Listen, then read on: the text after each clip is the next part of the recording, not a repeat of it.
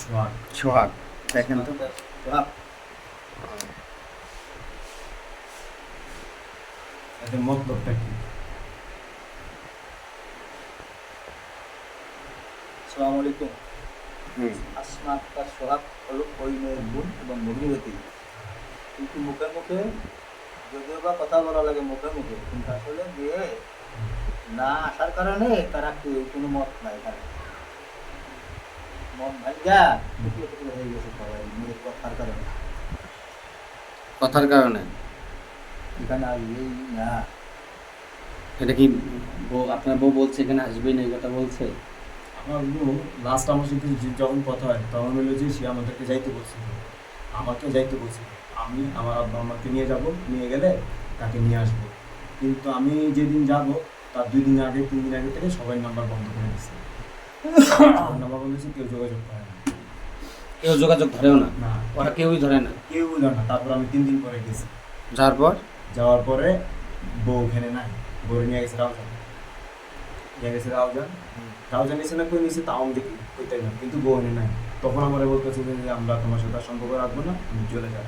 পর আমি একটু এখানে থেকে সকালবেলা চলে আসছি। আমি তাদের হাতে পায়ে অনেক করছি, তারা কোনোভাবে আছে না। এখন এটার থেকে উপায় কি বলেন তো দেখি? মেয়েটার নাম হইয়া হোসনা আক্তার। হোসনা আক্তার।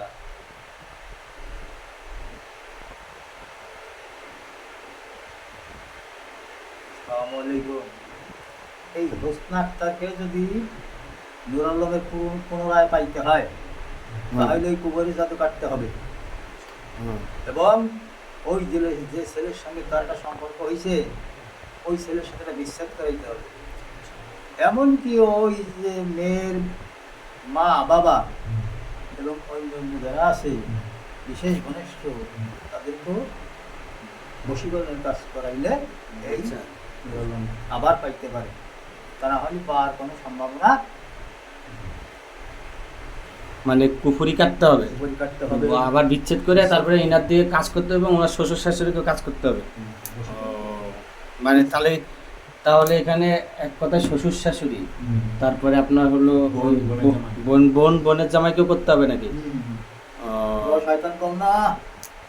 আচ্ছা, বুঝতে পারছি। আচ্ছা, এখন এটা হলো গেল। ইনার ইনার একটু দেখেন তো কোনো ঝামেলা আছে নাকি? নূর আলম, বাবার নাম খোরশেদ আলম, মা হলো রেহেনা বেগম, দেখেন তো সামনেই আছে। হ্যাঁ, কোনো ঝামেলা টামেলা কোনো কিছু?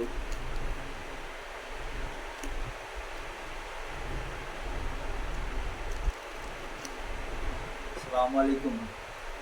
নূর আলম হলো খুবই জিদি লোক এবং খুব মহৎ লোকের মতো নিদ্রায়, হুম কিন্তু কথাবার্তা যা বলে হুম এক একটা কথাই বলার চেষ্টা করে। হুম 2 নম্বর জিনিসটা কোনো বিষয়টা পছন্দ করে না নূর আলম। হুম বড় মনের মানুষ যারা হয়ে গেছে হুম বিশ্বাস করে কইরা হুম একেবারে সম্পূর্ণরূপেই উনি মেলা হয়ে গেছে আর কি।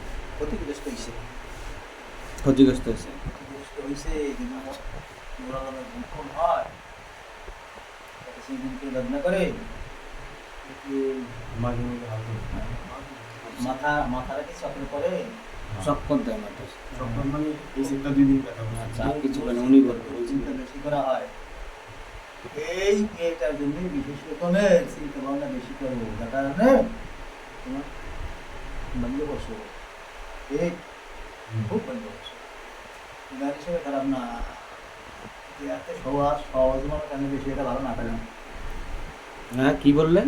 এত সহজ সোজা মানুষ বেশি এটা ভালো না। সহজ সরল সোজা মানুষ ভালো না, বুঝছেন? সেটাই বলতেছি। এই দুনিয়াতে সহজ সরল মানুষের কষ্ট হবেই, এটাই হলো স্বাভাবিক ব্যাপার, বুঝছেন? আর কোনো সমস্যা আছে ওনার?